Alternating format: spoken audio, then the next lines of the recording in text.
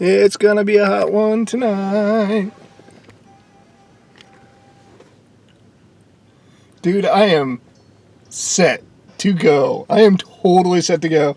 I am here at the drive-in, and I'm gonna tell you the movies right off the bat. I'm here to see Deadpool for the second time, but that's the second movie. The first movie I'm kind of excited about. It's been getting good reviews, although it hasn't been getting that good a word of mouth as far as my nerd circles go. Some of my podcasts have been kind of like bad-mouthing it. But the new Alien Romulus movie is coming out. I sure hope I said that right. But that is going to be our first movie, and I'm pretty excited about it.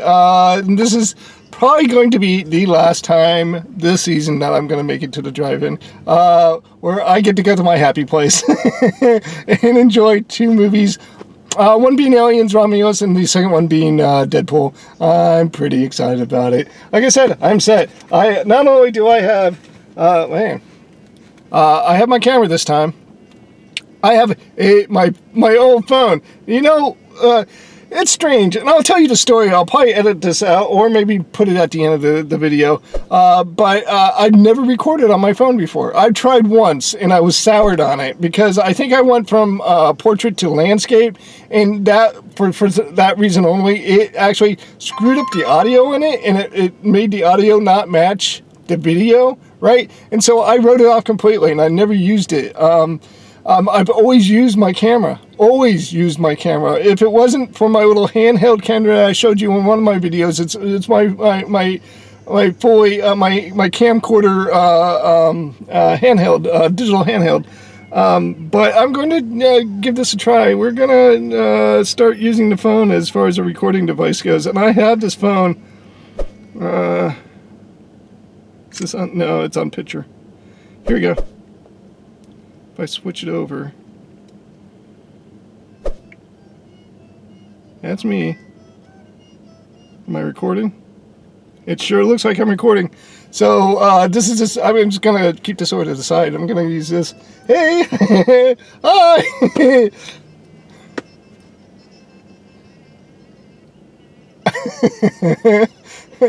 We're going to see how this works. Guys, I'm excited about being here tonight. Again, I told you, I'm set. I have, I'm not going to run my car tonight.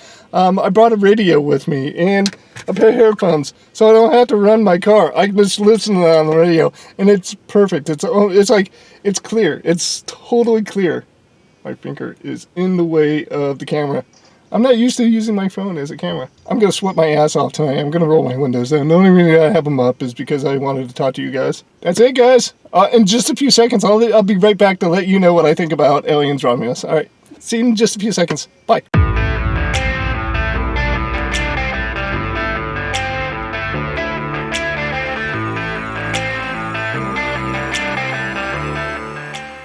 Guys, I just got done watching the movie. Alien Romulus. I just got done watching this guy.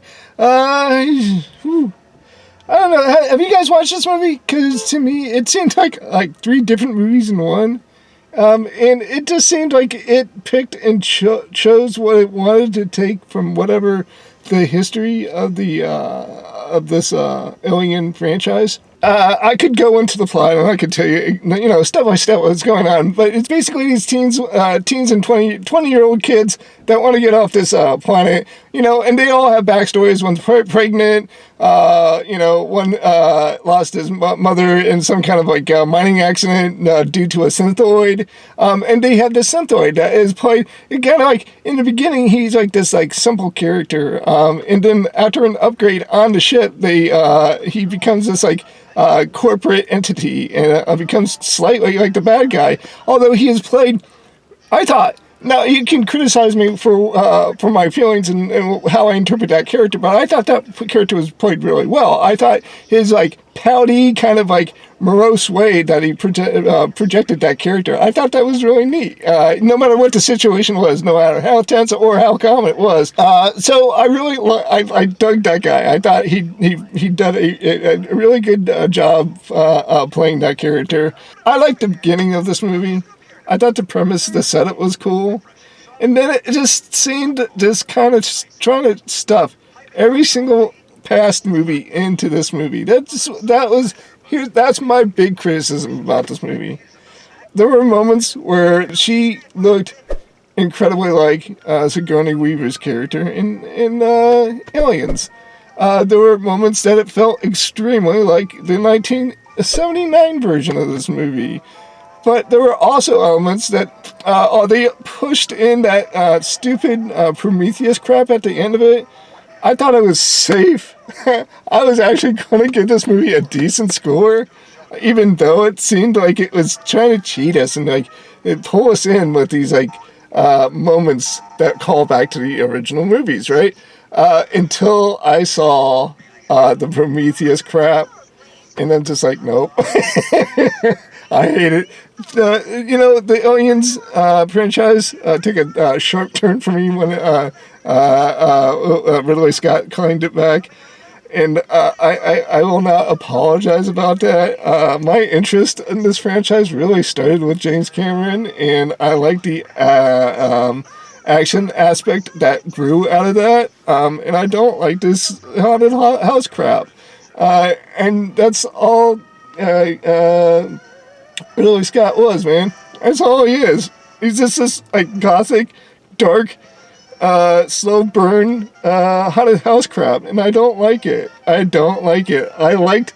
He got lucky. He was original enough to draw me in with the original movie, but it was Cameron that pulled me into this franchise, and every single time they call back to that Prometheus crap that he tried to push on us, I hate it. I hate it. This movie, it was okay. It was okay. But I'm not gonna give it a high score. I'm gonna give it a 65. Darn it. I wanted to give it a high score, man. There's a lot of people that like this movie. So a 65 is definitely the best I'm gonna give this movie. Let's move on to Deadpool and Wolverine. I'm just gonna say a few words because I've already seen this movie and I've already done a review for it. Alright. See you in a few seconds. Bye. It's intermission. Rise and stretch time.